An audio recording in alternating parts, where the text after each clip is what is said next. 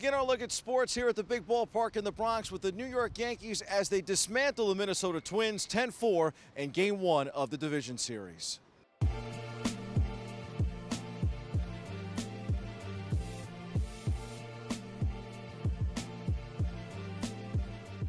First one's the biggest game. The first one's always the biggest game. It sets the tone for the series, and especially getting it here at home and putting up 10 runs. I think we put up or whatever. That's big. It's going to carry on into tomorrow, and now we just got to get ready for tomorrow's game and keep it rolling. I was just trying to lock in on what I was trying to do, just execute pitches. Adrenaline was so high I couldn't feel my body most of the night, but just trying to grind it out. The guys did a great job behind me and put some runs on the board. The bullpen was great. We talk about that kind of thing. Things don't always go our way and don't always go according to plan or how we would draw them up. And even if you fall behind early, there's no need to panic. We got a lot of game left, and I thought our guys did a real good job of just, like we said, trying to grind out at bats and work our way back in the game, and took advantage of a couple mistakes. And overall, it was a good night for us. Yeah, now Game 2 is the most important game in the series. Once we got past one, now Game 2 is the most important game. And we just got to stay focused. Keep doing our job, and be where we want to be in Minnesota.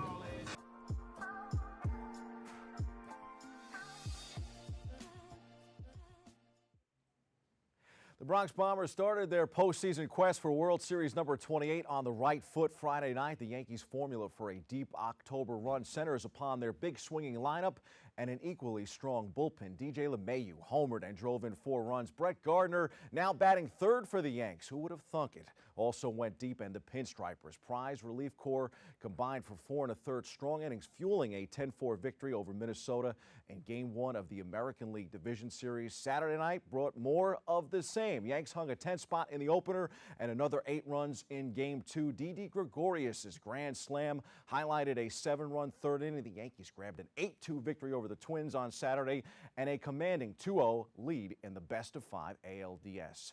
We go back inside the locker room for more.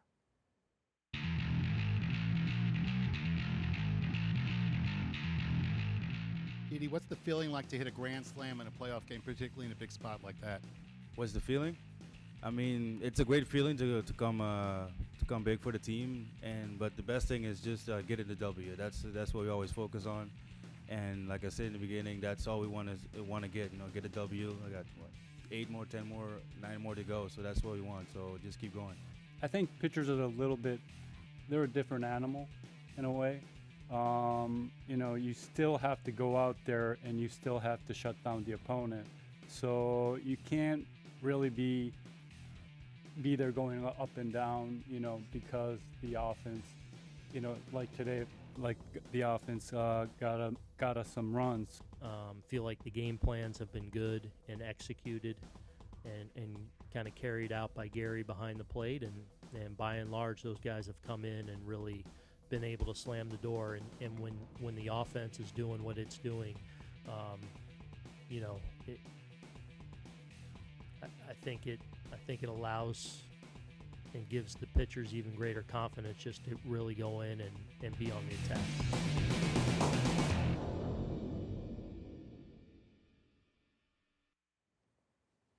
The Yankees improved to 1-2 and 37 against the Twins since 2002, including 15-2 in the postseason, where they have won 12 straight over Minnesota, the franchise's longest postseason winning streak against any opponent.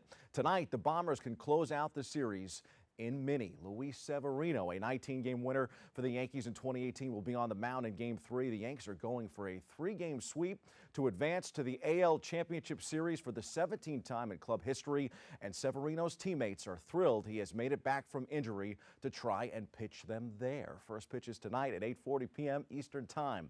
In other postseason action, Houston is up 2-0 against Tampa Bay. The Astros took a commanding lead on Garrett Cole's 15 strikeouts in Game 2. The two teams meet again today in Game 3. I would expect Houston to be whom the Yankees face in the ALCS. In the National League, Atlanta and St. Louis resume their series in Game 4 today. The Braves, who rallied late in Game 3, lead the series 2-1. The LA Dodgers and the Washington Nationals also play Game 4 today.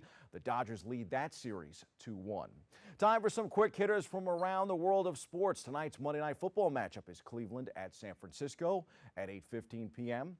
closer to home. The Jets and Giants both took losses on Sunday. The Philadelphia Eagles routed the Sam Darnold-less Jets 31-6. Jets are now 0-4. Carson Wentz threw for 189 yards and 1 touchdown. Jordan Howard ran for 62 yards and 1 score for the host Eagles. The story, though, in the city of brotherly love was their defense, which wasn't very loving to the Jets after all. The Eagles became the first team in NFL history to record 10 sacks and score 2 defensive touchdowns in a single game. Wasn't pretty for the Jets. Meanwhile, Danny Dimes and the Giants came back down to earth in the Meadowlands. Roll the highlights. Giants taking on the Vikings at the Meadowlands in Week 5. Daniel Jones sporting a 2-0 record to start his NFL career. But he would have his hands full against Minnesota on both sides of the ball. The Vikings get on the board early. First with a Dan Bailey 31-yard field goal. Then early in the second quarter, Kirk Cousins finds Adam Thielen for a 15-yard touchdown. Thielen would finish with 130 yards and 2 scores. The Giants would answer, though, on the other end. Jones connects with receiver Darius Slayton for the 35-yard strike. A shade over 2 minutes remaining in the first half. G-men operating in their own end zone, and the Vikings D comes up with the safety, putting 2 more points on the board. Minnesota takes an 11-point lead into the break. To the second half we go. Desperation time for Big Blue. Down 15 now with the third quarter winding down. Facing 4th down, Jones is sacked for a loss of 9. Turnover on downs. 1 more chance for the G-men. Jones tosses it up for Sterling Shepard. No good. And another turnover on downs. And that would be enough for the fans to head for the exits. Kicker Dan Bailey hits the 45-yard field goal to put the game out of reach. Cousins finishes with a season-high 306 yards and 2 touchdowns. Vikings take the 28-10 victory.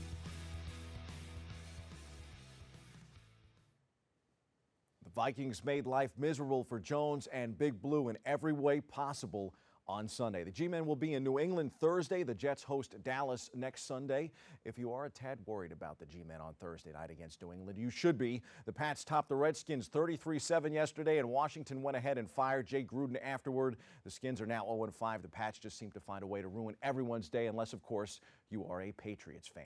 On the ice, Josh Bailey, Brock Nelson, and Anders Lee scored second-period goals, and Thomas Greiss made 35 saves as the New York Islanders beat the Winnipeg Jets 4-1 Sunday night. The Isles have Edmonton tomorrow, while the Devils skate in Philadelphia Wednesday, and the Rangers are off until they host Edmonton on Saturday.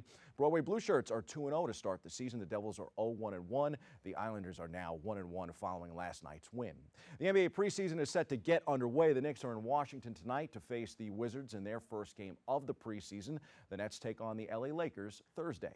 In motor racing, Kyle Larson won Sunday's Cup Series playoff race at Dover International Speedway, snapping a 75-race winless streak that began in September 2017. Larson led 154 of 400 laps, including the final 73 to secure the win over Martin Truex Jr. and Alex Bowman. Third round of the playoffs in NASCAR. Great time of year. With over 57,000 fans in attendance, Israel Adesanya capped off an unbelievable start to his UFC career by knocking out Robert Whittaker in the second round to become the undisputed middleweight champion Saturday night in UFC 243. In boxing, 37-year-old Triple G held on at MSG to also win a belt Saturday night. Those are the headlines. We hit the C-list for some love for Brett Gardner on this Monday morning.